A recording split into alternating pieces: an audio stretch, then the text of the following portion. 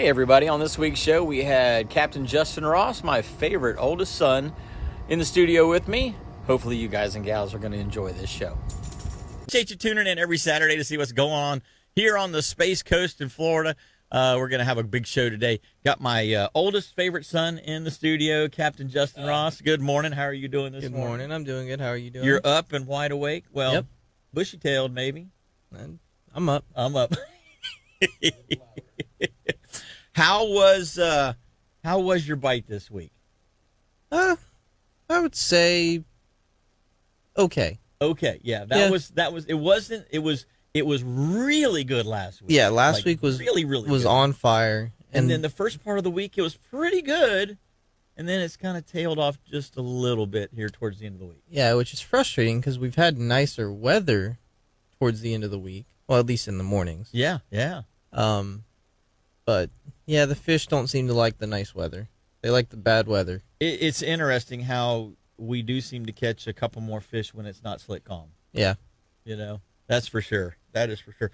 So you and I fished Red Snapper Day yesterday. Yeah, we were definitely out there. Hopefully you guys and gals got a chance to get out and catch your red snapper. Justin and I participated in Red Snapper Day by fishing in the Indian River Lagoon. Yep, I was catching silver snapper. Speckled silver snappers. Yeah, right? yeah, exactly. Oh, no, you were catching regular unspotted silver. Yeah, actually, ours didn't have jumping spots. snappers.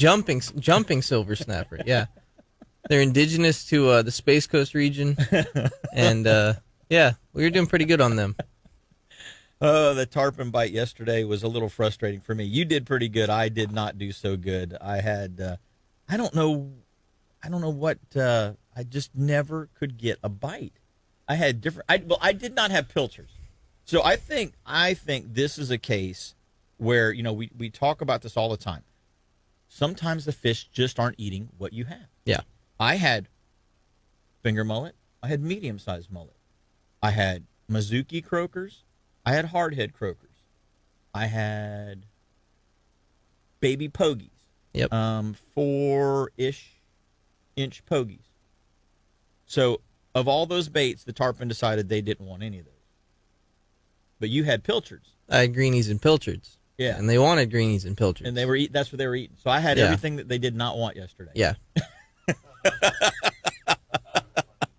Yeah, they I mean even with what I had, they were being pretty fussy. I mean, they're striking little bugs and stuff all around us. So they must just be eating stuff that's smaller. And it's hard because I did have some pilchards that were, maybe 2.5 to 3 inches long. Some of those smaller ones that are, but the problem with that is little nuggets, those little teeny morsels. Yeah, the problem with that is you cast them 2 times and they're done. Yeah. And with the tarpon specifically, I find that if your bait isn't real lively and isn't kicking around real well, they don't seem to like that too much in the river specifically. So it was one of those things where you'd put that little one on there and you're like, all right, if I just get this in the right spot. Oh, and the other thing is casting it far enough because the tarpon in the river are really touchy. They're touchy. They don't like you to be anywhere near them. No, they don't want you to be anywhere within casting distance of them. So yeah, with those little ones, just getting it in range and then having it be alive while it's in range was tough. Well, and some of the things that we do.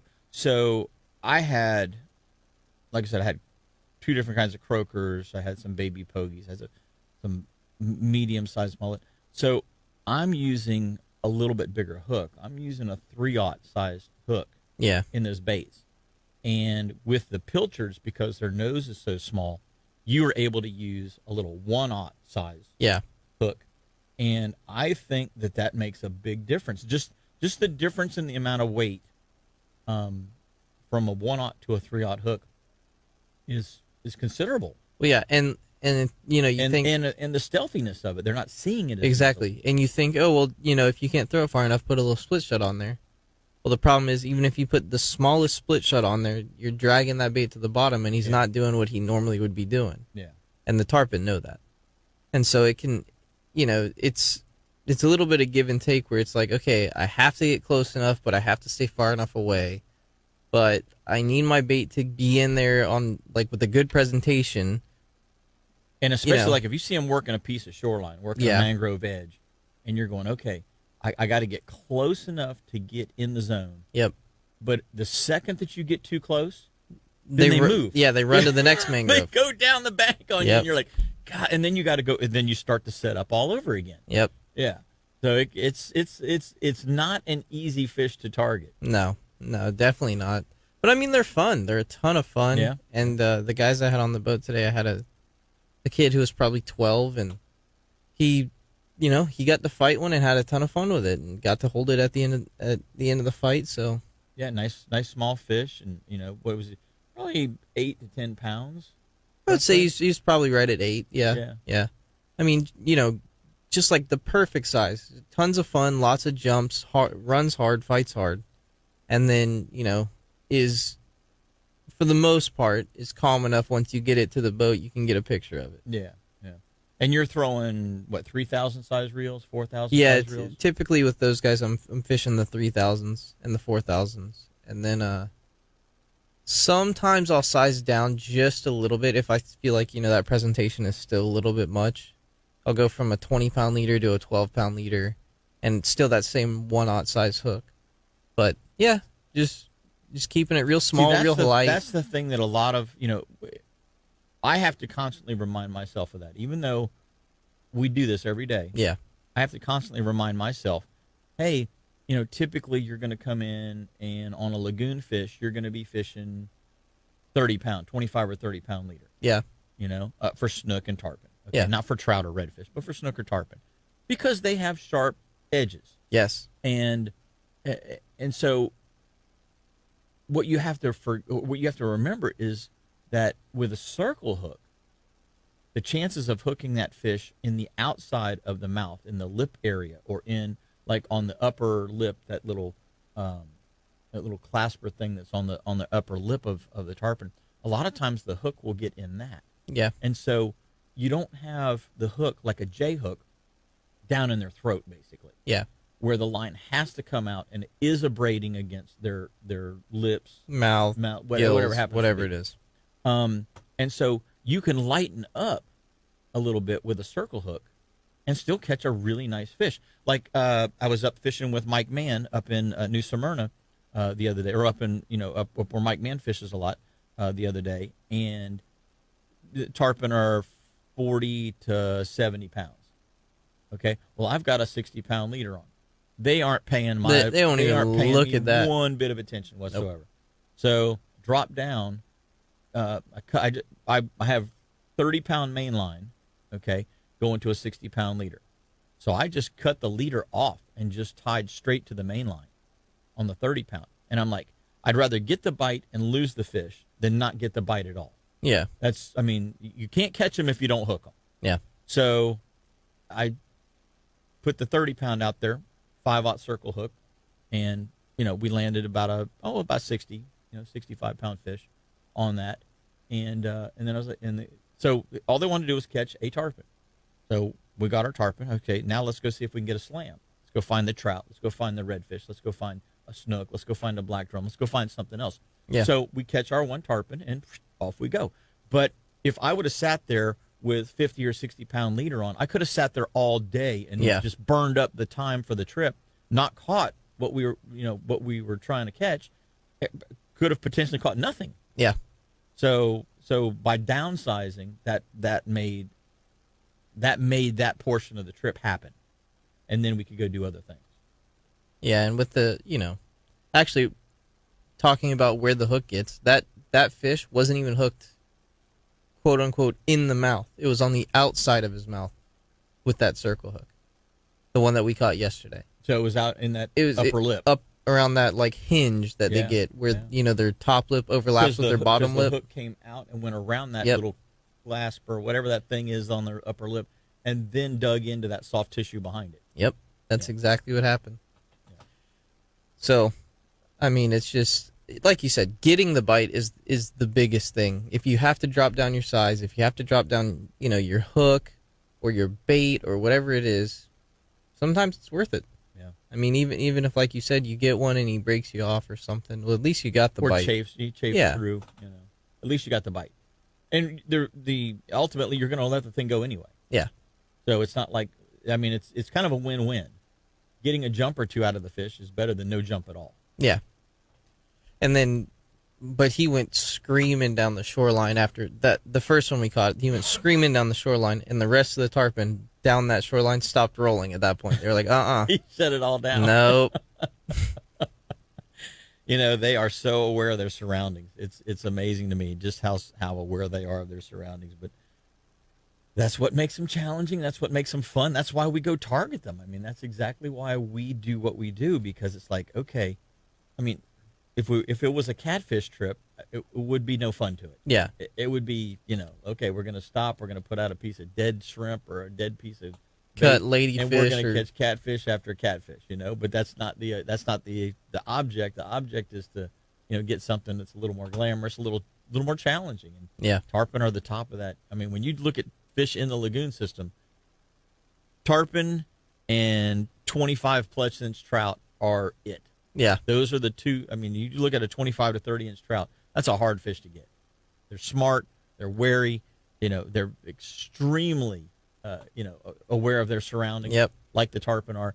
And you come poling down a flat, and I've seen on calm days like yesterday when it's really calm, I've seen where if you're using the push pole, just the foot of the push pole touching against the bottom, touching the grass, maybe if you're in a grassy area like up in Mosquito Lagoon, as you push and you break some of the strands of grass, you'll see the fish lift and start swimming away from you. Oh, yeah. They heard that noise and they're like, nope, something's not right. They are so aware of what's going on in their surroundings. I kind of equate it to, like a buck in the woods, big buck in the woods.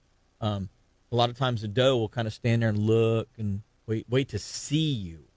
What's making the noise. And the buck's and then already blow at you. Yeah. And the buck's already 3 acres away the buck's from you. like, something ain't right. I'm out. Yeah. And he is gone. And you never see him. You never see him. Nope. You might hear him step on something, or maybe kind of crash through a palmetto as he's taking off. Yeah. You might hear some hoof prints or something, but you don't see that animal. And so that's just the difference. But I'll tell you, there's the river system, the lagoon water, for the most part's looking pretty good right now. It was. I'm happy with how it's looked the past 3 weeks.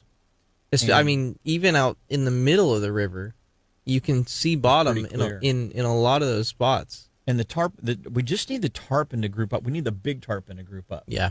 We came out of Doc's Bait House yesterday, out of Griffiths Cove, and it was nice because with Snapper Day, we were the only two boats that launched out in the river. Was really and nice. We only saw like 4 boats all day or something, which was really nice. Yeah.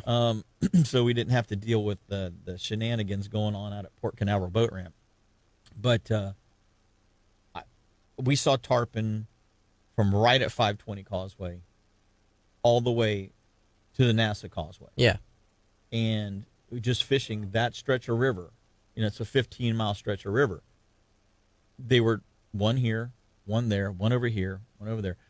What we need, though, is we need those fish to group up. Yeah, they're very loosely associated with each other. They were like you said, one here, one there. We need them to get schooled up like a school of ladyfish or a school of trout. Yep. We need them tight, because when you get them in a ball or if we took all of those fish over that 15-mile stretch that we saw, well, not that we saw a ton, but, those dozen fish that we saw rolling as we're, moving from one place to another, those big fish.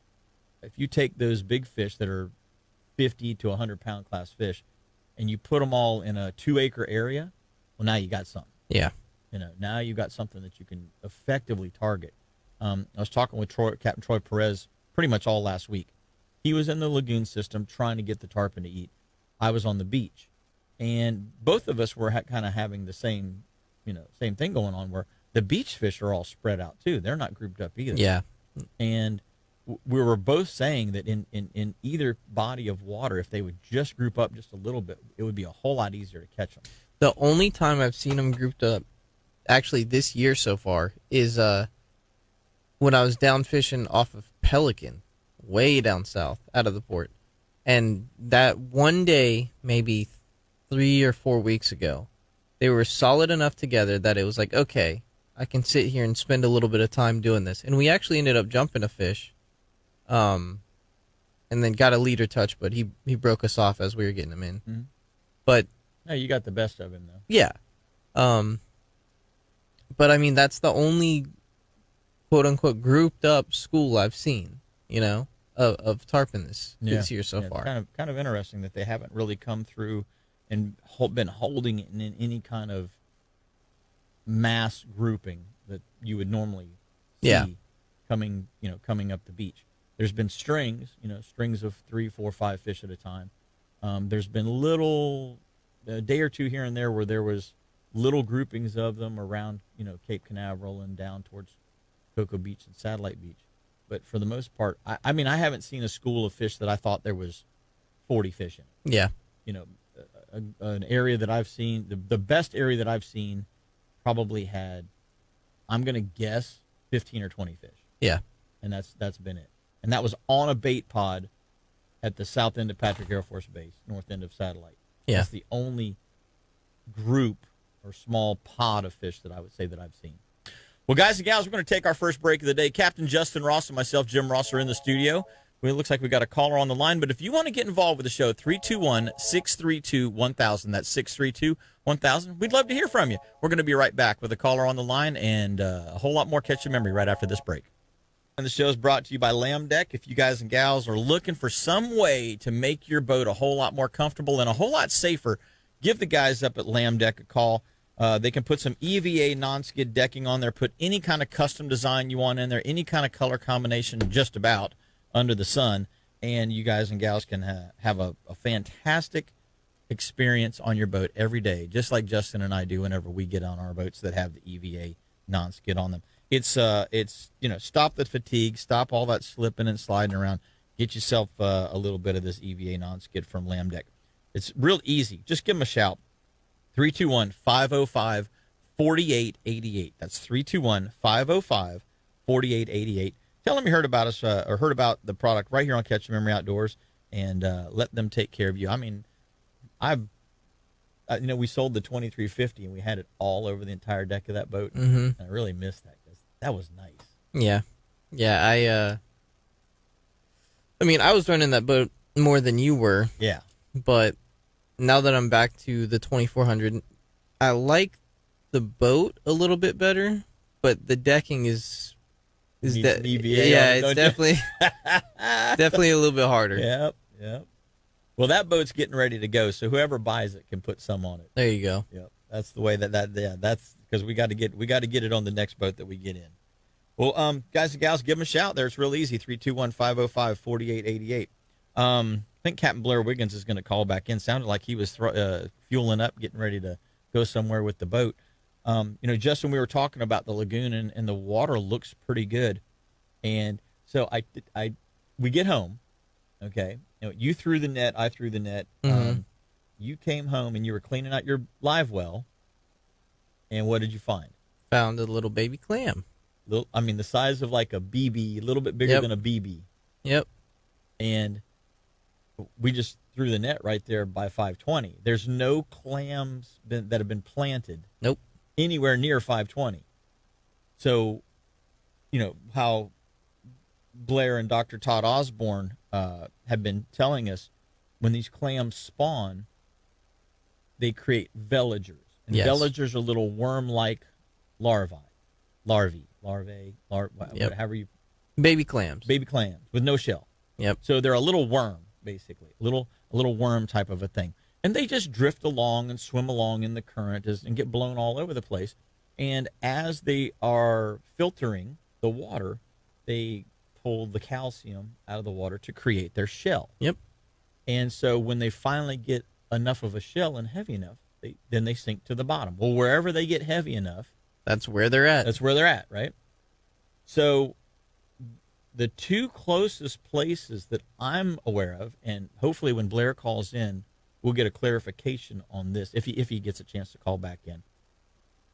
There's in the Indian River at River Rocks, which is at the Sun Tree Boulevard US 1 intersection north of the Pineda Causeway. There's a clam bed there. So that is 7-ish miles Yeah. away from where we were throwing the net. And then to the north of the 520 Causeway, the closest place that I'm aware of is the clam lease that is at across from the Port St. John area, across from the power plant, just south of the NASA Causeway. Yeah. So that's another 12-ish, 13. I was going to say that's further. That's probably, yeah, ish 12, miles 13. Yep. is to the north. So here you've got basically clams that are separated by 25 miles. Yeah. A clam bed and another clam bed that are 25 miles apart. And we're finding clams, baby clams, In the middle. that are surviving in the middle of that area. So, I mean, when you look at all of the work that's going into this clam restoration project and all of the people that have donated to it, and honestly, I'm going to tell our listeners out there, if you have donated to this project, thank you so much. Thank you for doing what you've done, because you're part of the solution. You know, you're $20, $50, $100, whatever you can afford to donate to this project is helping the lagoon system. I mean, there is a definite increase in water clarity, and now we're seeing these babies show up in multiple places that we know that the ones that are in the lagoon system are surviving, they're reproducing, and they're creating new clam beds, which are only going to help that much more. So the more of these things that we can put in the water, the better our water is going to be. Yeah. And Blair was telling me, because he and I did a little spot for the Fox 35 on.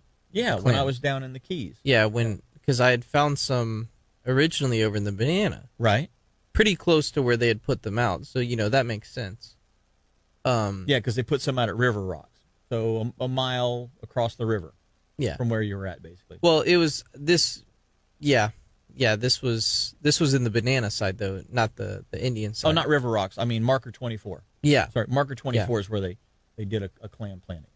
So it was really close to where they had put some out, but I'd caught, 4 or 5 of them in the net that day and noticed them as I was emptying the net out. And like you said, we sent the picture to Blair, and so he and I did a little TV interview thing for Fox 35. And he was telling me at that time that when one clam spawns, they all spawn. Yeah. So it's like a chain reaction. One feels that the other is spawning, and he starts spawning, and it just keeps moving and moving and moving. And I mean, I guess the hope is that eventually, from River Rocks to NASA Causeway will just be a whole spawning clam. Instead of the group at River Rocks Yep. deciding they're going to spawn at whatever time they spawn, Yep. and the group up at Port St. John deciding, okay, well, now we're going to spawn. I think of it when you just mentioned that once there's fill in the middle, Yep. think of it like a wave at the football stadium. Yeah. Somebody starts the wave, And then it and then it travels. just starts to travel, and so they all start spawning. That would be pretty cool. Yeah. Yeah, that would be pretty cool. So that's the hope.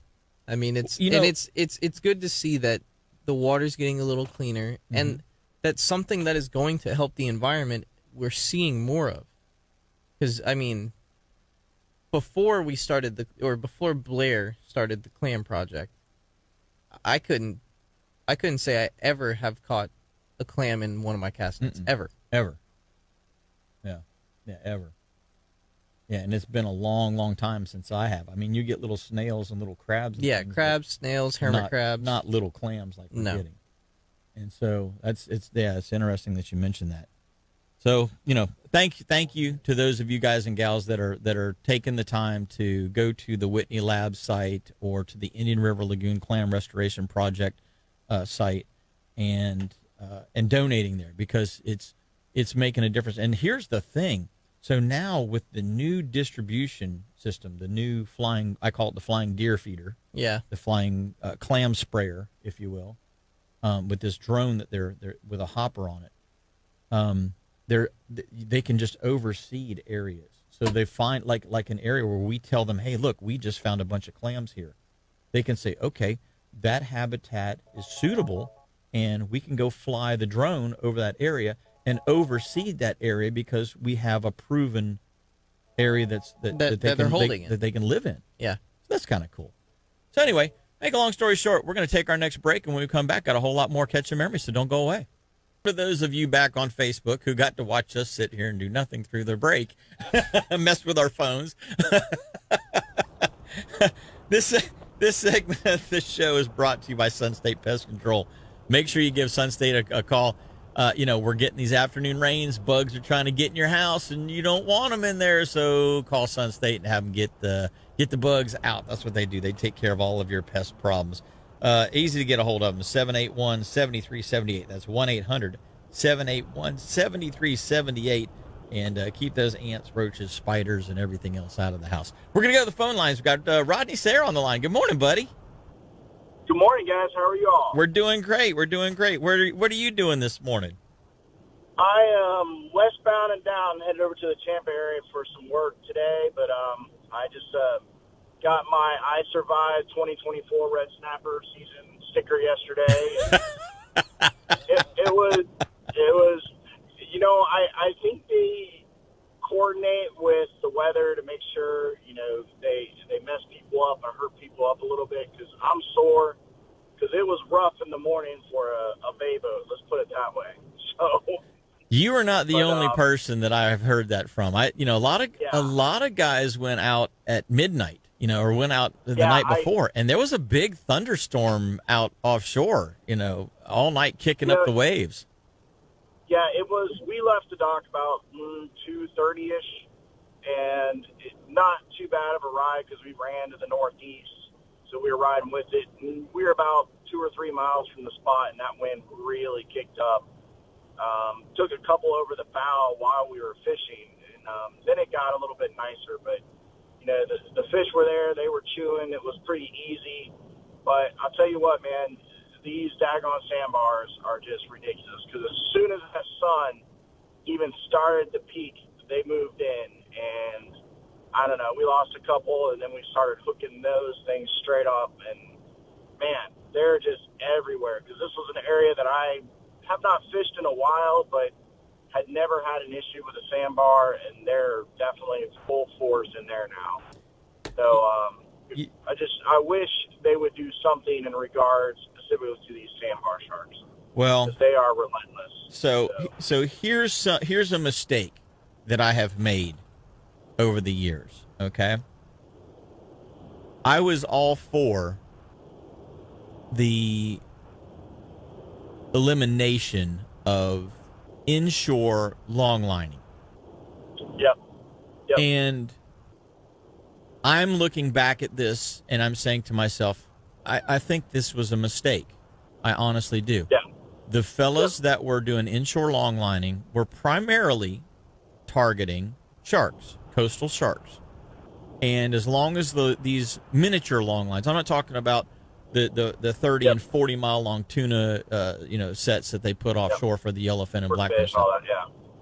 These inshore sets were smaller sets, and they were keeping the shark population under control. Or what we as recreational fishermen, at levels that we as recreational fishermen would like to see the sharks at. Now, we haven't had inshore longlining in a decade or more. And it's one of those things where I honestly feel like it was keeping those things in check. And it may be something that we need to revisit. Commercial harvest can, at times, be devastating to a fishery. We've seen that in a lot of fisheries, that the dollar, overtakes the common sense, and we end up depleting. Clams are a perfect example. We end up depleting a resource that is a vital part of the ecosystem. But at this point, I'm looking at, I would be open to, a limited amount of, inshore shark type longlining scenarios in that 3 to 20 mile range, to try to, at least reduce the number of sharks that we're seeing.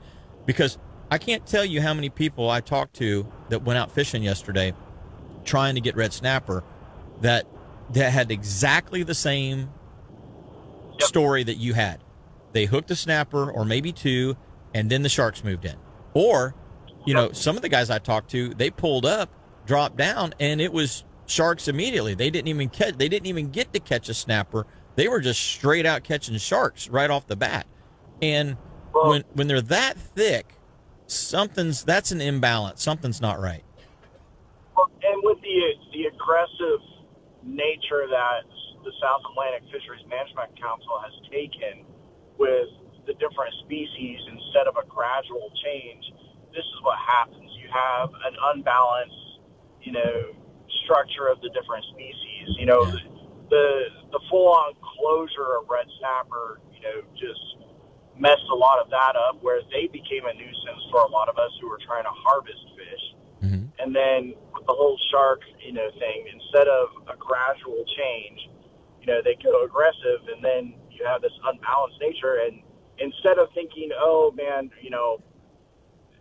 we need to do something about the red snapper because people aren't catching as many. So instead of, all right, let's modify the regulations slightly, they go straight to a closure, and it's like, oh, now we're going to have more red snapper. Well, that's not the only cause of people not being able to harvest red snapper. It's also because of all the other issues. And you're right about that. Unfortunately, they're using that data that, hey, we lost a bunch of fish to sharks, that's more of a mortality rate, and it hurts us even more. Yeah. Which is unfortunate. Yeah, but, the depredation of all species of fish. I mean, because we're seeing it with king mackerel, we're seeing it with cobia. Everything. It's not just there's just a lot of sharks out there right now. How many shark bites have we had? How many shark bites have we had this week on the Space Coast? Yeah. What, 4? 4, I think. 4 shark bites this week. So I mean, Well, by it'll get surfers, there surfers, swimmers, that sort of stuff. thing. Yeah. So one thing though that I was excited to be a part of, because it definitely means a lot to me. Last night's Jimmy Schick's Memorial Tournament. Being a transplant patient myself, yep, it was an insane turnout. It was crazy. The amount of money people were giving, on the raffle side was just phenomenal. Got to see Blair and Carrie there last night. Derek, all the guys from Starbright were there. Yep. So it was so cool to see that community come together. And man, Troy Denson at Mount This Fish donated a massive red snapper mount. That thing went back and forth between first basically an auction on it, then it was donated back to a raffle. I think it brought in over $6,000. Wow, that's awesome. That is awesome. Such a cool thing to be a part of. A very small part of by any means.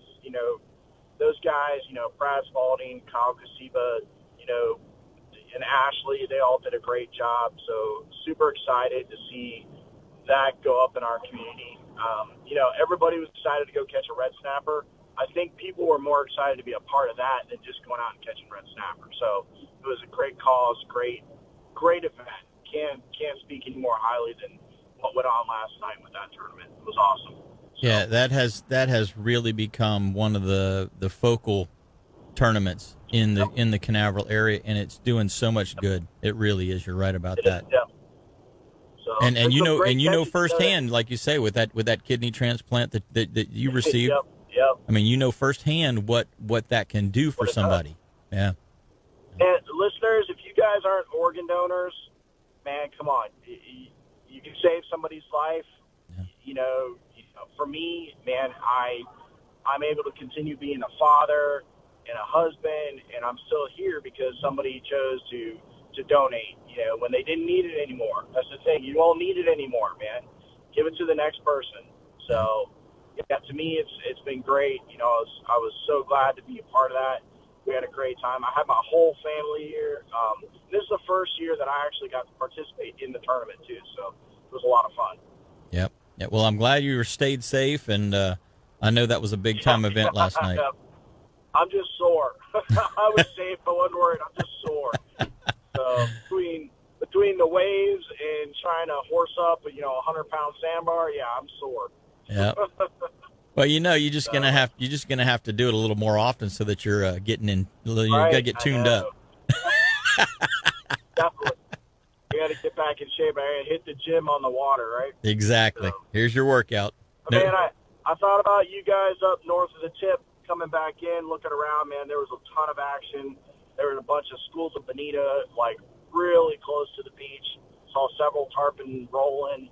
Man, it looked really good up in that area, man. The water was beautiful north up towards the Falls Cape.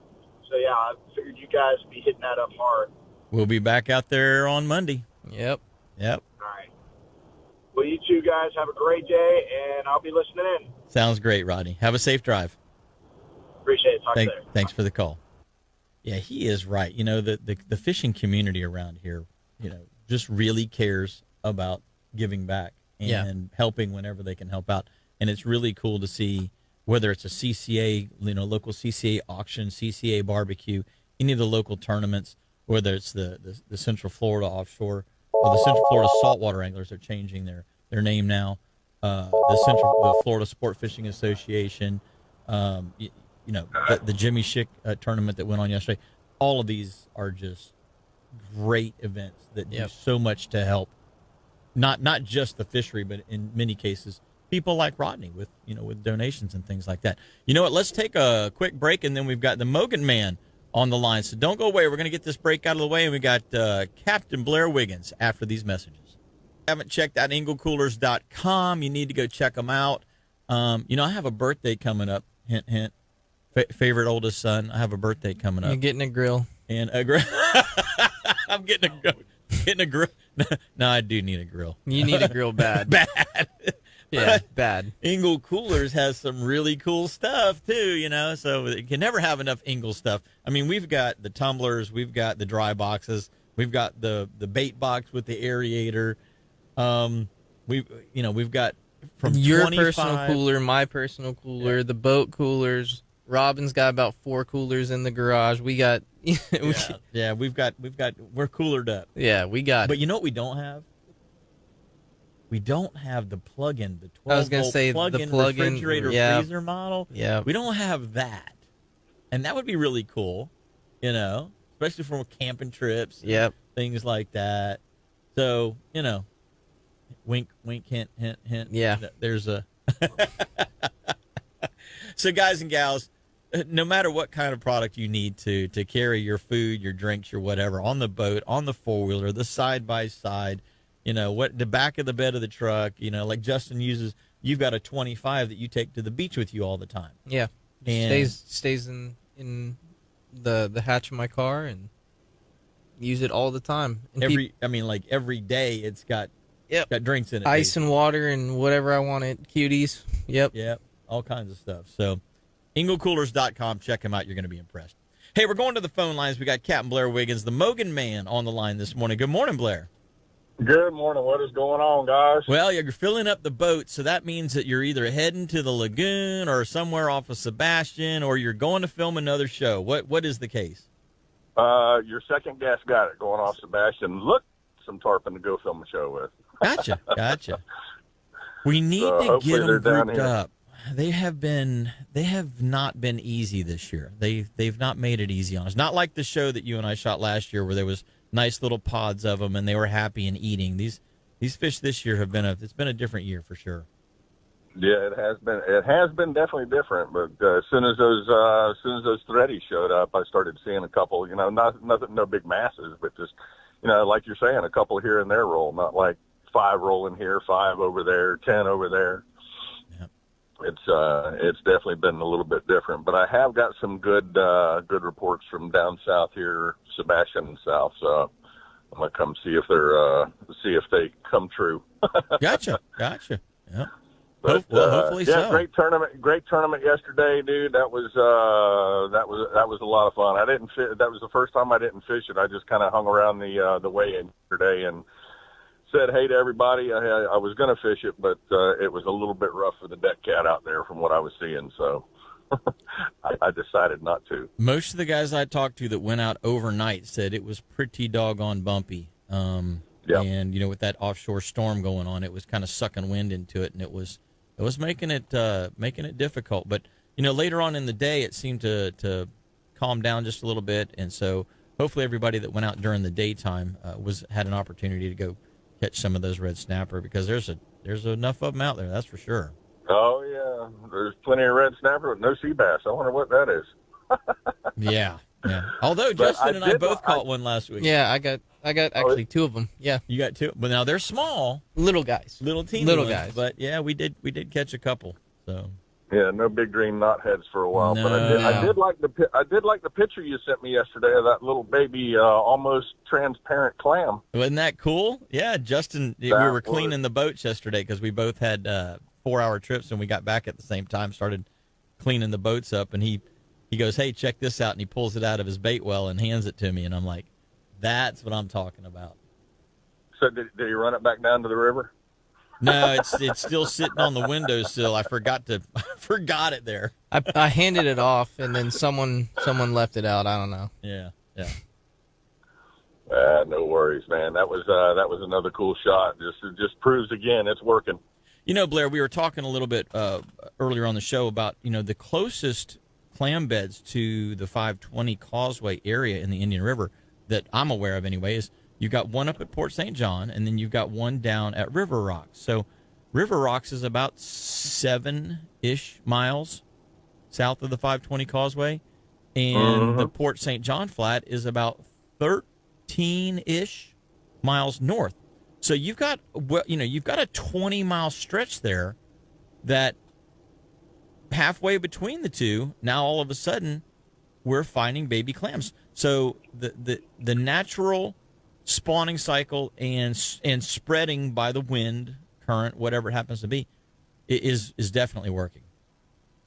Yep, no doubt. We had been finding some small clams like that, but when the reports come from other people like yourself and Justin out there, it's that's music to our ears out there. That just tells us we're definitely making the steps and strides in the right direction, and the water quality out there, I think we can take a little bit of credit for it, but I know we can't take it all because of the rain and whatnot, and all the other projects that are going on out there. Just everything everybody's doing now is absolutely incredible. That everybody's getting behind all these restoration projects. Well, like you said, it's death from 1,000 cuts. It's stormwater, it's septic, it's sewer dumps, it's taking the clams out. It's all of these things that we've done wrong, as human beings to over the years, and now we're trying to right those wrongs and make it a better place. Real quick though, the flying deer feeder, aka the clam spreader. Yeah. This thing has the ability now to put out, did you say 250,000 clams per flight? Oh yeah, maybe even a little bit more than that, like 300,000 a flight. Wow. Yeah, And it all depends on what they're size all they are. basically the size of the little seed clam that we found in the bait well yesterday. Yeah, a little bit bigger than that. They're not quite, don't have the transparency to the shell that they're all one color and hard. That clam that you found yesterday was a very new hard shell clam. I mean, it had to be very, very new. Gotcha. So, when we first started talking about this program, you were saying that basically it was 10 cents a clam, $20 gets you 200 clams. Has that ratio changed? Is it now 5 cents a clam, 7 cents a clam? It's still running about 10 cents a clam, but we're able to do many, many more clams. Like, it was 10 cents a clam for, 800,000 clams. But now that we're able to put millions and millions, it's still 10 cents a clam, but we're able to get millions out instead of, hundreds of thousands. Gotcha. Well, that's, it's the cost of raising them up to that one size when we started putting them out to where they were, the size of a dime or bigger. Mm-hmm. And where we're able to do it now the size of an eraser, a pencil eraser or smaller. We're just able to, carpet bomb and overcome the predation out there. Yeah. That's really cool. And how long, again, does it take before a clam is old enough to reproduce? From what Dr. Todd has said, it's about 8 months from veliger to hard shell to reproduction. Really? That's pretty quick, actually. It is pretty quick. So the ones that we're putting out with the drone now, even though they are little tiny things, they're able to go through the reproductive cycle. Not producing that much, but they are able to reproduce. Every little bit counts, you know? Every little bit counts. So this fall, when the water temperatures start to drop, we should see another clam spawn. Yeah, hopefully the water gets real cloudy from veligers instead of algae. Yeah. That's what we want, and then we're going to have a lot of clean water again. But yeah, everything's working great, and thanks to folks like you and JJ out there, man, keeping the word spread. We definitely appreciate it. Well, I always tell everybody that people come up to me all the time. Hey, I donated $50 to the clam restoration project, or $100 to the clam restoration project, and I always thank them for that, even though I basically have nothing to do with it other than just help to talk about the ability of people to help the lagoon system by doing that. But I tell them, thank you for what you're doing, because it's not just for you or me. It's for everybody. This is something that is making everybody a better lagoon system. And so it's really cool that people are taking the initiative to get involved in this.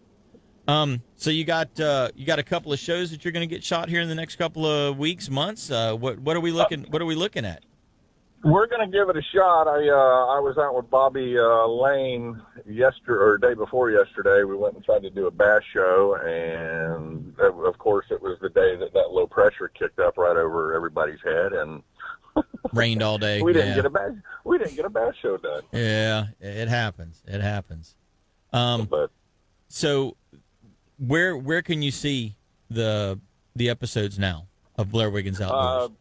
Right now we're on Bally Sports and Waypoint TV. That looks like what's going to be our home here. Okay. And both of those not only have Waypoint is a subscription based, or it's a free. Yeah, it's free. You just download it, go to the App Store, and you can download it. If you got a Samsung TV, a brand new, and a smart TV, it comes preloaded on there. Really? That's cool. Yeah, that's cool. Which is pretty darn neat. And then Bally Sports has it on a couple of times a week, if I remember correctly. Yep, it's the old Sun Sports Network, Sunshine Network, same one. But yeah, you can catch it there, or go to YouTube, go to our website, and we got a bunch of videos up there. Gotcha. I'm trying to finagle away around a gas station right now and get my diesel pump, and of course that diesel pump is not working great. Not good. Sam's Club on 192. Yeah, I'm down here downtown Sebastian with 65 feet of vehicle and boat. I'm trying to maneuver around and talk on the phone. Oh, I gotcha. Well, we'll let you get back to it, buddy. Thanks so much for the call this morning. Let me know if you find a stack of tarpon down there. Justin and I have been looking for a good wad of them to go fish on. All right.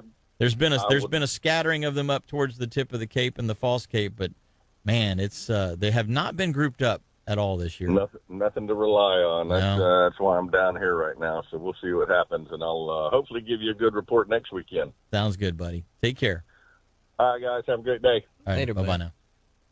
Hey, guys and gals, we're going to take our top of the hour break. When we come back, we got a whole nother hour of Catch a Memory coming back at you right after these messages. Y'all tuning in every Saturday right here to Catch a Memory Outdoors. I'm Captain Jim Ross, for those of you that are just joining us on the radio or on the Facebook or on the app or on the catchamemory.outdoors.com live streaming feed. You can listen to us a variety of different ways. And, of course, we want to make sure that you guys and gals know that if you miss the show, you want to go back and re-listen to the show, there is a rendering on Facebook that you can listen to. There's a rendering on there's a podcast on our Catch a Memory Outdoors site. And then also, if you want to cut the commercials out, I have Andrew Cameron, my website guy. He takes the audio and video from the Facebook feed, and he turns it into a condensed version on our Captain Jim Ross YouTube channel, so you can watch on YouTube as well as listen. So a lot of different ways that you can get involved with us here at Catch a Memory Outdoors. And like I said, there's tons of ways to get involved, tons of things, tons of great content that we've put together over the years. And hopefully you guys and gals are able to take advantage of it in one way or another, even if you happen to miss the live show that we do here on Saturday morning. You know, Justin, we were talking about water clarity, and yesterday it was kind of interesting.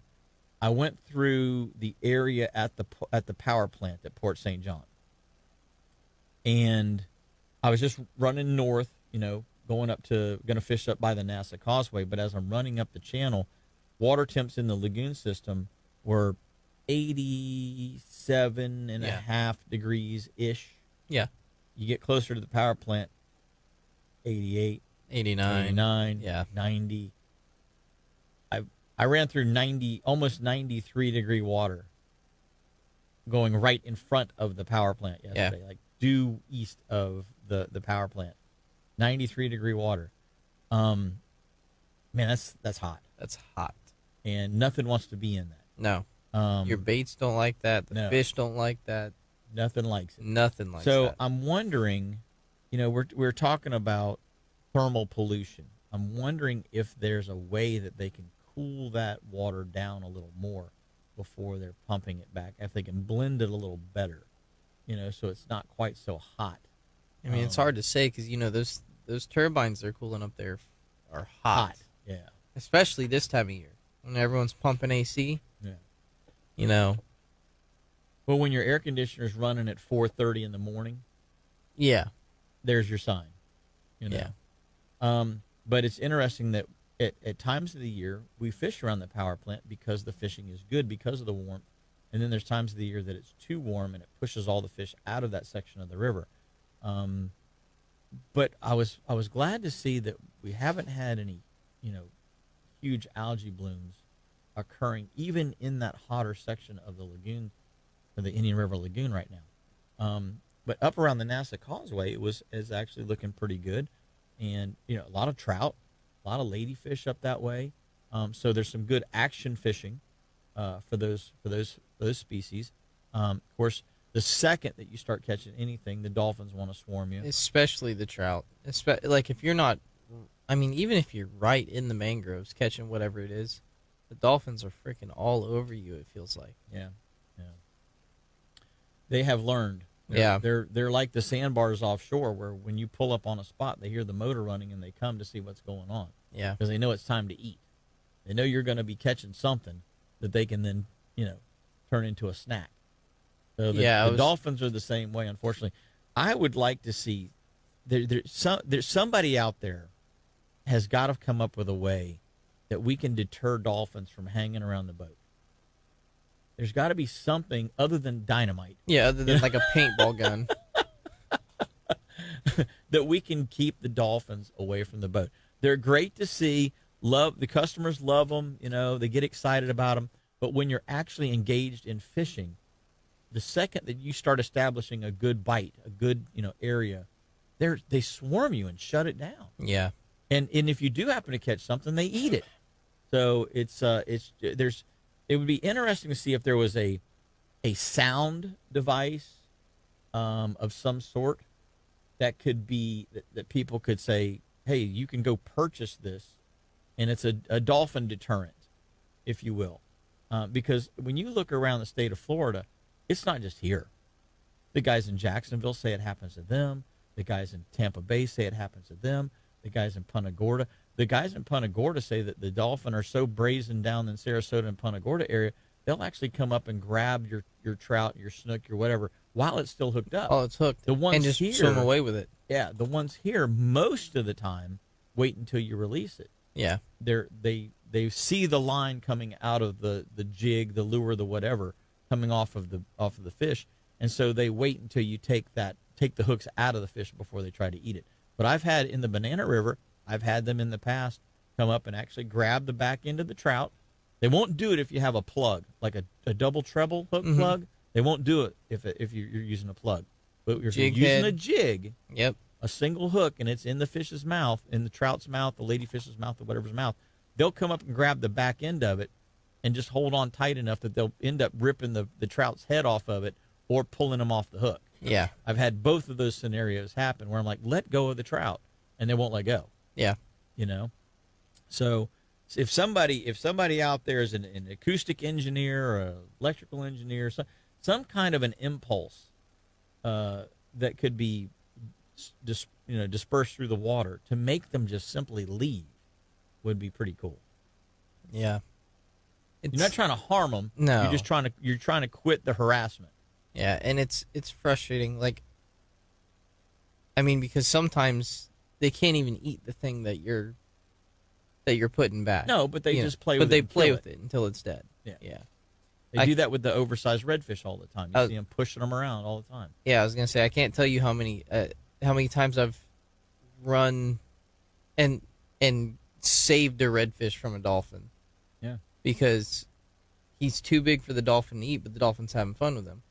Yeah, batting them around like a volleyball. Yeah. Interesting stuff. So, if you guys and gals have got any clues out there how we can do that, we're all ears. We're ready to give some money to some kind of a product that we can keep the dolphin away from the boat while we're out there fishing. Hey, want to say good morning. There's a bunch of guys and gals on the feed this morning. We appreciate you all tuning in and joining in with the show today. We've got we've got people from Petersburg, PA, Isla Mirada and Tavernier. Captain Kyle is actually even listening in this morning. He's over in Madeira or the Azores right now. That's pretty cool. Jeff Kranick's down in Tavernier. He's getting ready. The lobster season is getting. We got a mini Florida resident only lobster season on Sunday tomorrow. Yep. The 14th. About to kick off. So that's pretty cool that we get a day to do that before the actual sportsman season. So that's gonna be pretty neat. Actually, down to the south of Sebastian, you don't even need a boat. You can just wade in from the surf, really, snorkel, and you can find them around those rocky little ledges that are 50, 100 yards off the bank. So there's a lot of people that actually go and do that just swim in. You out there wading in the surf and put your mask and snorkel on, swim in and get you a couple of lobsters. That's kind of neat. Not something that I do. I stay in the boat as much as possible, but it's possible to be done. Kyle is in Ponta Delgado, Azores. So maybe we'll get a call in from Kyle a little later on this afternoon. Want to say hey to Chris Williams. He works at Caltech, and that obviously Caltech is one of our sponsors of the show. We like their products, so we had a lot of fun out there plinking, shooting some of their stuff. Chris is interesting because he's an outdoorsman like the rest of us, but like Rodney Sayre, he's a benefactor of a organ transplant. He just recently got a new kidney, so now he came off of dialysis, and he's able to, now that he's recuperated a little bit. I was able to get him out and do some fishing with him while he was down here in Florida. He had come back from Wyoming from their plant out there for a couple of days, and they've got some new products they're getting ready to come out with. We can't disclose some of that information. Can't talk yet, about that stuff. But there's some new products that are coming out that are pretty cool, and Chris is building some of those out in the Wyoming plant. And hopefully in a couple of weeks, we'll have some of the guys from Caltech, maybe Hammer or Matt Stenick or some of those guys in on the show, and we can talk about that. But, this time of the year, had Tino Vallaverde on from All About Archery last week. And, this time of the year is the time of the year that you want to make sure that everything's right. Your gun's sighted in, your bow's sighted in, your everything's right. Everything's tuned up. Yeah, it's hot right now. You're not really out in the woods doing it. It's the time to, go make sure that everything is ready to go. I think that's what I'm going to do today, because on my 308, I've sighted it all in. Mike Delator helped me get that sighted in, and then I decided after we get it all sighted in that I don't like it. I don't like that. I don't like the way the scope's sitting. I want the scope higher. So it's an AR-10 platform. So I go and buy a Picatinny riser. Yep. And so now I've got to go and the gun's fine. Your scope's off. The scope's off again because I went and raised the level of it up. So I need to make sure that I get out and get that done. Brad Spalding, who is a big part of the Jimmy Schick tournament this weekend, has invited me to come out and try and kill some hogs off of his property. So I need to get this gun sighted in and ready to go for sure. Yeah. That's one of the things that I'm going to be doing in the quote unquote off season that we are in the middle of right now. This is prep time. This is go time, for getting everything ready. One of the things that I was doing yesterday is I was looking up. I want to get a light for night hunting. Mm-hmm.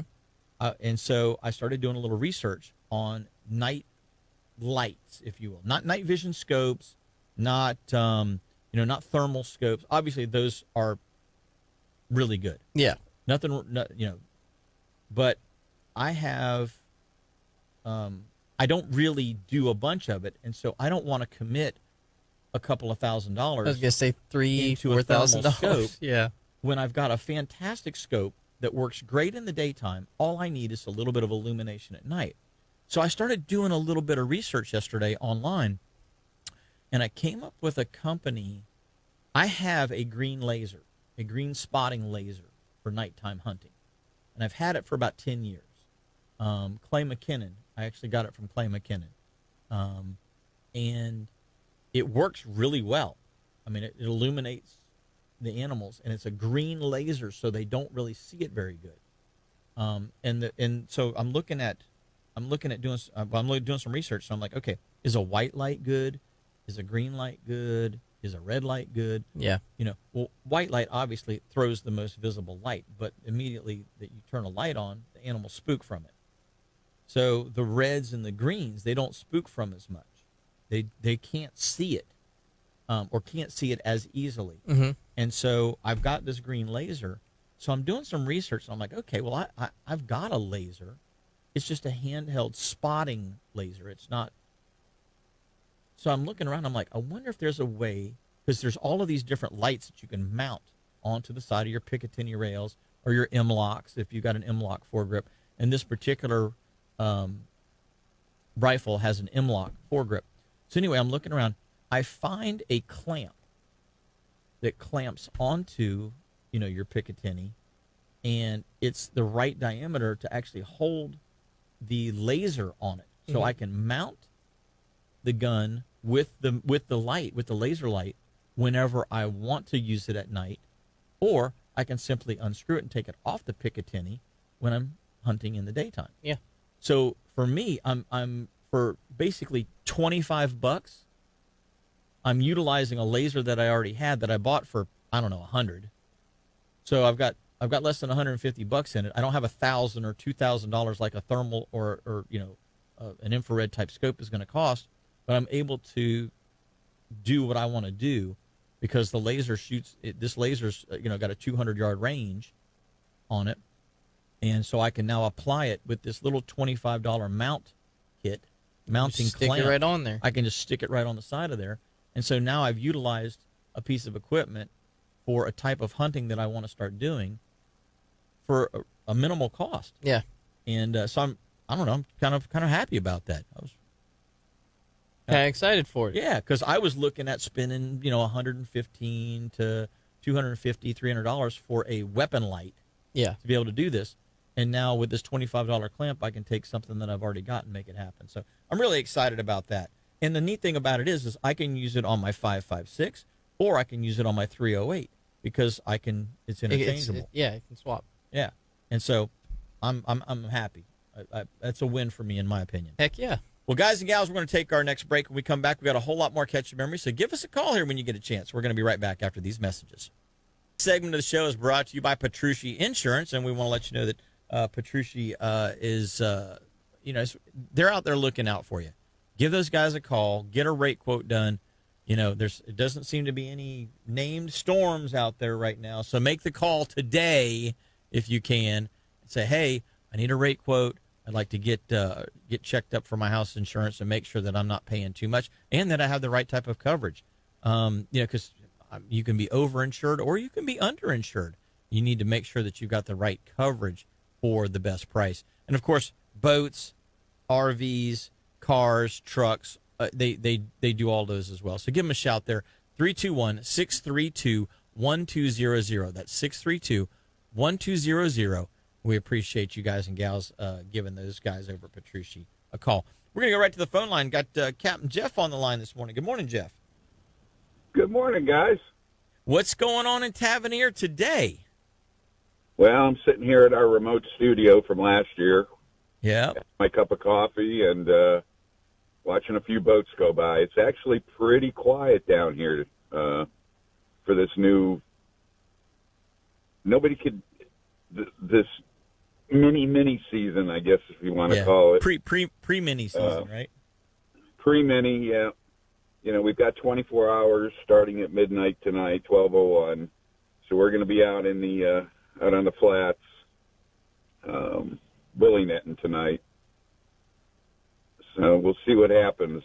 The water temperature, when I talked to you about a week and a half ago, was right around 86, 84 to 86. We bounced around some of our spots last night, and it's 86, 87. It's been overcast here for about 3 days. Well, that's good. At least really, it's not 90 and 91 like it was last year.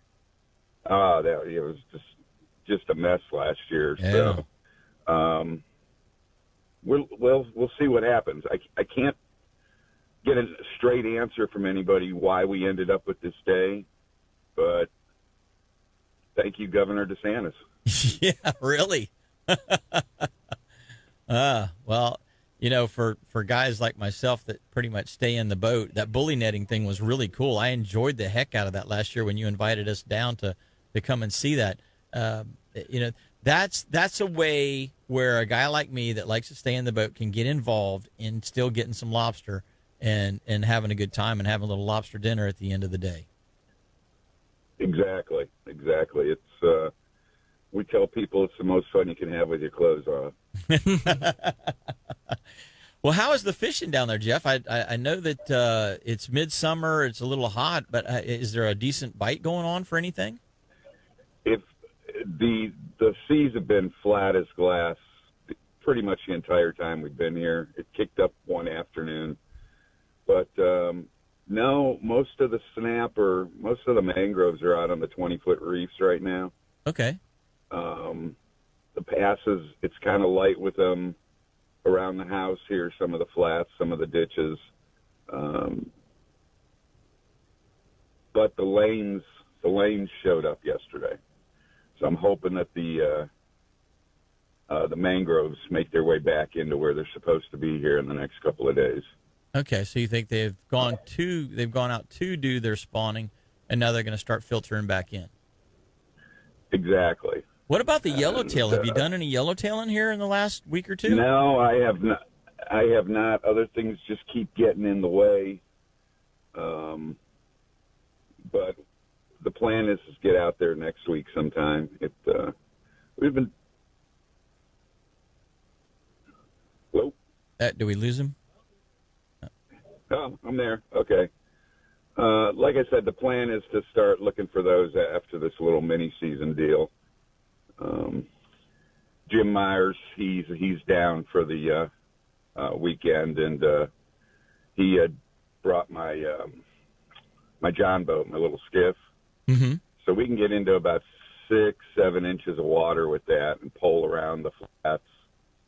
I got a lighting system on the front, so even though Blair's boat did some incredible things last year, I never thought I'd see a 27-foot boat in less than a foot of water and not having any problems getting around. That was pretty amazing. Yeah, that was. So I'm surprised you don't take your duck boat down there. The one I do have the duck boat down here, the skiff. Oh, okay. The one Okay. I was going to say that thing. Yeah, I mean, never. no. As long as it's got enough water to float, that thing goes. Yeah, well, the gator tail, I'm not a fan of putting in the salt water. So the only time it gets in the salt water is up at the impoundments at Merritt Island. Gotcha. Otherwise, I use the the duck boat with the outboard on it. So, other than that, not a whole lot going on down here. Like, there's a lot of vacancies. The restaurants are not, packed. So I think this weekend's going to turn out like any other. Well, that's pretty nice. You get a chance to kind of enjoy yourself and not be overrun with, sort of a touristy situation. I know Blair's excited to see how we do tonight, so he could maybe reschedule some stuff for mini season. So maybe we can get that show done that we started last year. Yeah. Well, that was a struggle last year with the water temperatures being as high as they are. So this year, with them being lower, you should have a much better chance of getting those lobsters on the flats at night. One last thing, Jeff. You were talking about the the lane snappers. Now, the lane snappers are moving into those 20-foot reefs where the mangroves were, or they are moving back into the backwaters around the cuts and the channels. Back into the backwaters. Okay. We couldn't keep them off the hooks yesterday afternoon. That's a hard problem to have. It really is. So, hey, Jimmy, if I can give a quick shout out, if you don't mind, we Aqua Hippie, who is making some updated bully nets, found out that we were using them down here and possibly for the show.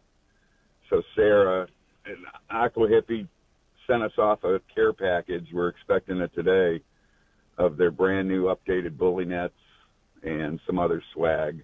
Gotcha. So I wanted to thank them for that. Blair's pretty excited about it too. So I'm hoping we get to use them during mini season if he's able to come down. Gotcha. Well, anytime you can get some swag and some free product that's helping you catch more stuff, that's always a good thing. So, yeah. I'm very, very impressed with their nets. When we came down, I ran to Crook and Crook to downtown Miami to pick them up because nobody had them down here. And I'm very impressed with them. Gotcha. And, we've always made our own. And Crook and Crook's up in Miami. Yeah. Oh, by the way, don't ever go to downtown Miami at 5 o'clock on a Friday night towing a boat. You don't want to be in Miami at any time towing a boat. It will add 2 hours to your trip. I don't doubt it a bit. All right, buddy. Well, you enjoy yourself down in the Keys. Appreciate you calling in and giving us a report from down there as to what's going on. So those people that may be coming here from Central Florida, heading down that way to do some lobstering, obviously that gives them some pointers on what they need to look for. And, hey, bring a fishing rod because the lane snappers bite is going on too, so you can kind of double up when you get down there. Appreciate it this morning. I'll talk to you later, guys. Have a great weekend. Thanks so much, Jeff. Hey, gang, we're going to take our next break. When we come back, we've got a whole lot more Catch a Memory, so don't go away. Captain Justin Ross and myself are going to be back after these messages. The show is brought to you by Starbright and Starbright Cleaning Solutions. So I've got a couple of different things, as you all know. I've got a pasture mower. I've got a four-wheeler. I've got a tractor, multiple boats, trucks, vehicles, weed eaters. There's one product that you guys and gals, if you don't have any other product from Starbright, there's one product that you need. It's their StarTron fuel treatment. It absolutely keeps your fuel in tip-top shape and makes your equipment run better and need less maintenance in the long run. We've been running the StarTron product for a long time. We just never seem to have any kind of a fuel-related issue in any of our gasoline engines. So it's one of those things where, get yourself some StarTron and save yourself some headaches. This is the bottom line. Good product, comes in a multitude of sizes. You can either get it in the regular strength or in some of the higher concentration strengths if you've got some gas that's been sitting around a while, and it'll help rejuvenate that gas. So give it a try. StarTron is one of the easiest products to use, and it's one of the most beneficial day in and day out use. We're going to go to the phone lines. Captain Mike Mann's on the line this morning. Good morning, Mike. Good morning, guys. How are you today? Doing good, buddy. Doing good. I am assuming that you are in the Mosquito Lagoon today. Is that right? That is correct. We are in the Mosquito Lagoon. We are trying to find a trout bite. We've gotten one keeper, one short. We're 2/3 of the way to a trash can slam, and trying to figure out what these trout are doing. The water temperature's down to 84, which is I like, and it's just figuring out where the fish have moved off to. So here's the thing. They were in what, a foot or two of water before? Yes, or 3. Or 3. Okay, when it was getting up around 88, 89, 90 degrees, they were dropping off deeper. Now it's gotten 84. I don't know. Did they run super shallow? Maybe they ran up. Maybe they ran up and got up against the bank. Yeah, that's what we're in. We're in the big boat today, so I'm a little limited where I can go, but we're kind of working our way up into shallower stuff. And I need a few bites just to give me an indication of I'm taking the right path. And yeah, that's the way it's been for the last couple of weeks. You start out with a good bite the day before, you finish with a good bite the day before, hopefully. And then you start out the next day trying to at where that bite was, and then you start eliminating areas and adding areas. Mike, there's so I take the weekends off because I do this show live on Saturday mornings, and then I try to go to church on Sunday. So I'm not fishing on Saturday and Sunday.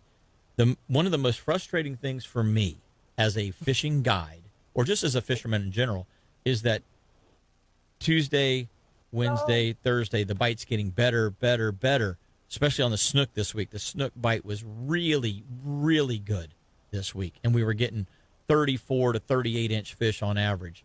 And, nice. And then the weekend comes, and it's like, dadgummit, I want to be out on the water because the bite's gotten so good, and you're just hoping that it holds over to Monday, which it probably won't. It probably won't. but you're just hoping, so it's like, most people are looking forward to a day off on the weekend so they don't have to go to work.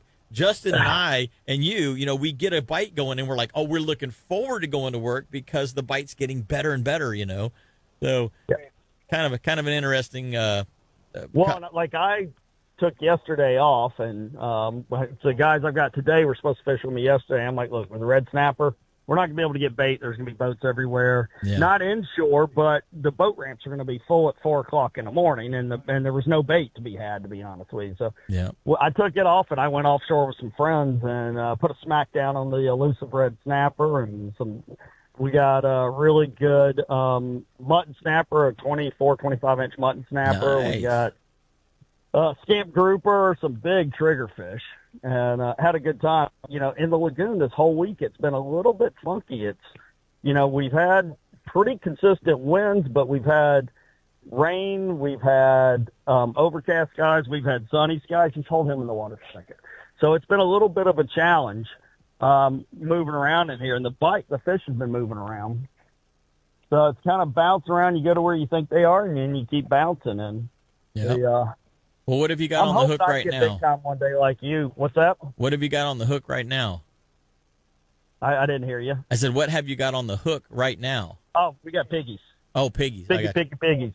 Gotcha. So I got, really nice, lively piggies. It's just, I think I've got a trout slick up ahead of me, so I'm easing up to it, see if it is in fact a trout slicker, if it's just where it's gotten a little shallow and the water's slicked off. So, but it's go ahead. Overall, the grass in the lagoon system has been growing pretty well from about Haulover Canal north. Have you been south of Haulover lately? Because I heard the water down there got a little dirty. Beautiful grass south of Haulover. I went down there a few days ago, went all the way down to Cucumber, went down in that area. Beautiful grass everywhere down that area. And the water clarity's okay? Okay, a lot of what's that? Water clarity's okay? Water clarity's beautiful. Okay. And that's some of what I'm finding up here is you got to find a little bit more dirty water. If you find a little bit more dirty, there's been a little bit better trout bite. Yeah, for the trout, definitely. How about the redfish? You had been mentioning that the redfish were schooling last week in July, and is that still a thing? Yeah, we're still got schools of redfish. They're a little touchy, but we do have them. There's some decent schools to fish. If you get up on them, you can be a little stealthy and get on them. It can be a pretty good bite. Mm-hmm. And they've been eating shrimp. We've still got some good schools of black drum, which is always nice. Yeah, I think we're now the black drum cast all over the world. Yeah. And how about your tarpon bite? Because I know there for a while you were just absolutely just putting 3, 4, 5 fish in the air Yeah, a morning. That was a we good solid bite. day before yesterday, we jumped 4 of them and got a real big one. I dropped out the 25-pound test and had him on for about 10 minutes, and he finally just snapped us off. But yeah, it's really good for me. I got a report from one of the other captains that they were rolling very thick in an area. Gotcha. You're a little muffled right now. Yeah, sorry, I was trying to bait a hook and hold my phone. This phone does not like when I hold it with my shoulder. You got to get you one of those little earpieces that you can listen to and talk out of. Exactly. Get one of the old man Bluetooth ones. Yep. But yeah, the tarpon bite is, really good. It's more of an inshore bite. The offshore bite's been a little limited. A lot of the guys I've talked to just aren't seeing the numbers on the beach. Yeah, there are some on the beach, but not the numbers we typically have, and we haven't had shrimp boats. We were talking about that at the beginning of the show because, you guys get shrimp boats and those fish follow those shrimp boats, but down here they follow the pogie pods, and we just have not had pogies this year. And without those bait concentrations to pull those fish around, the fish are just there. It's almost like they're wandering around going, okay, where's something to eat? Because you'll have one fish that's swimming north, the next 2 are swimming south. None of them are grouped within 50 or 100 yards of one another half of the time. There's no focal point for the tarpon fishery on the beach here the last couple of weeks, and it's simply because of that lack of bait. Yeah, you know where all the pogies are? In the river system. Interesting. Day before yesterday, I was throwing at what I thought was a mullet pod as early light, and brought up about 25 bigger than hand size, bread plate size pogies. Just giant pogies. Yeah, yellowfin pogies, yellowfin menhaden. Yeah, turbos. Yep, turbos. And problem with those in the little boat, I don't have a big enough live well to keep them alive very long. Yeah, they turn into cut bait pretty quick. Yeah, they turn into cut bait pretty quick. So yeah, the tarpon bite inside the river's been good, just because the sheer numbers of them.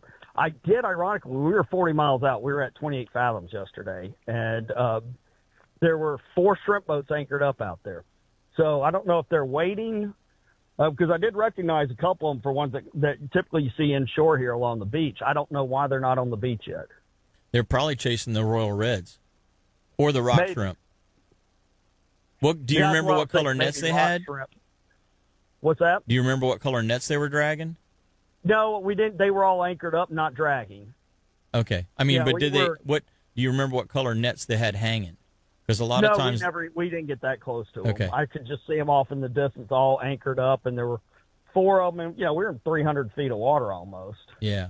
So, because a lot of times the color of the net denotes the size of the mesh, and so that determines what they're actually chasing at that time, whether they're chasing the rock shrimp or whether they're chasing the Royal Reds or whether they're chasing the browns and whites. Sometimes they will change the actual net on the boat, depending on the size of the shrimp. And then, like when they used to drag for scallops, they would have a different size for that too, and a different density, and they would denote that by a color too. So sometimes you can see that, but if they're anchored up out there, they're probably dragging for Royal Reds or rock shrimp, and so that's why you're not seeing them inshore. Maybe dragging at night. Yeah. But well, buddy, we're going to get up Go ahead. against our next break here. How does somebody get a hold of you and get out there and do some fishing with Captain Mike? Yeah, I've got a few days open for the last bit of July. You can give me a call at area code 386-295-5991. You can go right to my website, fatfishguide.com. Follow me on Instagram, CAPT Mike Mann with 2 N's, and Facebook, Fat Fish Guide Service. Guys, get out there, catch a memory, and if you want to do some fishing, especially for those big silver kings, give me a call. All right, buddy. Thanks for the call this morning, and good luck on that trout search you're on this morning. Thanks, Jimbo. You guys catch them up, bud. Take care. Hey, gang, we're going to do the catch conditions real quick, and then we're going to take our final break of the day, so don't go away. Today we got south winds from 5 to 10 knots, becoming southeast at 10 this afternoon. Season side 20 miles are supposed to be 2 feet with a dominant period of 7 seconds. Our water temp for Ponce Inlet is 83 degrees, and it's 2 foot at 9 seconds there. For the 4-mile weather buoy off of Port Canaveral, we have an 80-degree water temp. Seas are 1 feet with a period of 8 seconds. Water temp off of the 20-mile weather buoy of Port Canaveral is 83 degrees. Seas are 2 feet with a period of 7 seconds. Current condition at the 6 Mile weather buoy off of Fort Pierce. We got a water temp of 81 degrees, seas are 1 at 8. And then the western edge of the Gulf Stream is currently 40 miles east of Ponce, 30 east of Canaveral, and 23 east of Sebastian. Current surf temp at Ponce Inlet is 83 degrees, Cocoa Beach is 80, and Sebastian is 78. Our tides for today at Port Canaveral, we have a low at 7:46 a.m., or we had a low, a high at 2:02 p.m., and then a low again at 8:14 p.m. At Sebastian, the low was 7:55 a.m., the high is 1:57 p.m., and the low is 8:17 p.m. And then the best times to fish presented by All About Archery, our majors are at 6:11 p.m. to 8:11 p.m., and our minor is at 12:52 p.m. to 1:52 p.m. So with that major being right at dusk and Dusk, dark, yeah. I need to get that gun sighted in today Yep.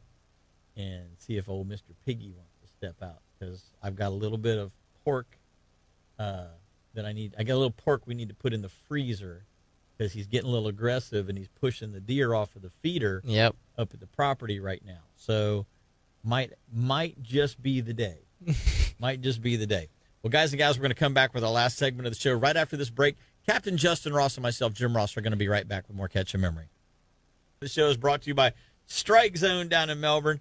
We appreciate Strike Zone sponsoring this segment of the show. If you guys and gals haven't been over there and checked out some of their deep drop gear, any of their trolling selection, or, we're right in the middle of tarpon season, and even though we haven't got any good concentrations right now, there's still some fish around, and we've got the beginnings of a mullet run, if you will. I've seen mullet on the beach a couple of days this week, which is obviously bringing the king mackerel in close. I've seen quite a few king mackerel skyrocketing here in the last few days when I've been out there doing my tarpon trips.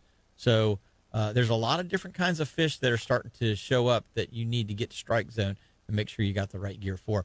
We were talking during the break, Justin, about some hogs up on the property, and last time I was up there resetting the feeders and checking the game cameras and all that stuff. There's more pork on the property than there needs to be right now. Okay. And the problem with that is that they push the deer out. Yeah. The deer don't like to be around them. So and they get and they're smart. They know when the feeder's going to go off. They've got it timed. Oh yeah. They're checking it on their watch and making sure in 5 minutes. I mean, they're there ahead of the feeder. They know when it's going to go. So an evening like this evening, when we've got this major from 6 o'clock until 8 o'clock, this is a perfect time. Feeder goes off at 7. Perfect time to get out there and drop a couple if we can, at least one. Yeah. One at a time. Get them out of there so that we can get more deer coming into the property again, because they do push them off. But our producer Paul really likes barbecue. Yeah. And so he says, "What do you do with them when you shoot them?" And I said, "Well, you clean them, and then you have pulled pork."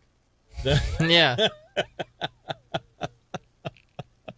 they go good in a crock pot or on a smoker, Put it on a bun. Put a little on a bun and you're good to go. Yeah, You got it. exactly. A little baby Ray's or some other kind of barbecue sauce. It's just that's what you got to do. That's what you got to do. So, we were talking about different calibers that I've got right now that I need to get sighted in, and so I just got some 75 or 77 grain, I forgot which it is, hollow points to run through my 5.56 223. And the reason that I got those is because the 55 grains are okay, but they're FMJs. And FMJs just don't do the kind of damage that you really want a bullet to do. An FMJ is designed to kind of maim, if you will. Yeah. A hollow point is designed to kill. Yeah. And when you're looking at trying to put a single shot into an animal, You don't want to injure it. no, You want to. a 55 grain, projectile versus a 75 or 77 grain projectile. That heavier projectile with a hollow point that's going to mushroom better, Yeah. that's going to drop them. Yeah. And that's what you want, especially when you're zipping down range at 3,000 feet per second or 2,700 feet per second. So I need to make sure that my impact points don't change much. Between the grain sizes. Yeah. So I haven't shot the 77 grain. I know exactly where my 55 grain is gonna hit, but I need to make sure that the 77 grain is, even at, you want to look at it like a 20 yard, a 50 yard, a 75 yard, and maybe a 100 yard, and see if those impact points change over that short distance. I don't know if they will or not, but you're talking about almost a 50% gain In weight. Yeah. in the projectile. So I don't know if that's going to change the impact point enough to make a difference or not. Because if I'm hitting dead on at, let's just say 100 yards, hitting dead on, I know exactly where my 55 grain is going to hit. Well, if my 75 grain is an inch low, then I need to make sure that I'm compensating with my scope. I don't really need to change the scope because I'm shooting two different weights out of the same gun. Yeah. I just need to know that the impact point changes at that distance by this much, and so I need to adjust. You can adjust yourself. My shot for it. And then I've been shooting 175 grain hollow points through my 308 AR-10 platform. That's the one that I want to put the green light on. But now I've got some 168 grain polymer tips, and so I want to know the difference in that. And so, and with the Picatinny riser that I just put on that gun's going to be all off. Everything's going to be off. From what it was, and we had it doing really good. We had it, touching bullet holes at 100 yards. And so, when you're punching that tight a group, within the size of a dime or a nickel, that's at 100 doing yards. good. You're on. Yeah. But we'll have to see if that lighter weight grain. I don't think it's going to make much difference at 100. I would say that if you're looking at 200, 400, 600 yards, which I'm not shooting that far, but if you're looking at those longer distances, definitely you're going to see a change in how the bullet's flying. At 100, I don't think I'm going to see that big a deal. But I know a guy who does, and I'm going to have breakfast with him this morning. So we're gonna have a little discussion about what's going to go ballistics. On. Yeah, out of that 308 this morning, because I'm going to have breakfast with Mike Delator this morning, and so that'll be part of the conversation we're going to have. Heck yeah! Because the last thing you want to do is get out there and get in a situation where everything's lined up, and then you don't shoot right. You don't perform. Follow through. Yeah. Yep. So that's the main thing that's really critical to me, is making sure, and like, when we're shooting our bows and arrows, it's, if it doesn't hit the spot, the second you release the arrow, it's not going to hit the spot. Yeah. It's like, nope, that was me. That was me. That wasn't the equipment. That was me making that bad shot. And so as long as the equipment is on, then it's all up to you. Well, what do you think's going to go happen this week? I mean, we've got 2 minutes left in the show. What's Justin's game plan for the week of fishing?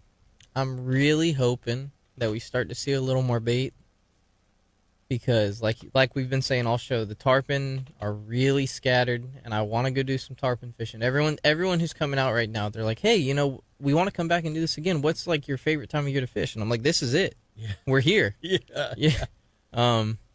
And so, not that any of those days have been bad, but just they're just not what you expect. They're not quite as good as they could be. Yeah. And offshore bite's been really good. It's going to be way different after yesterday. Yeah. But offshore bite's been good. Nearshore bite could be good.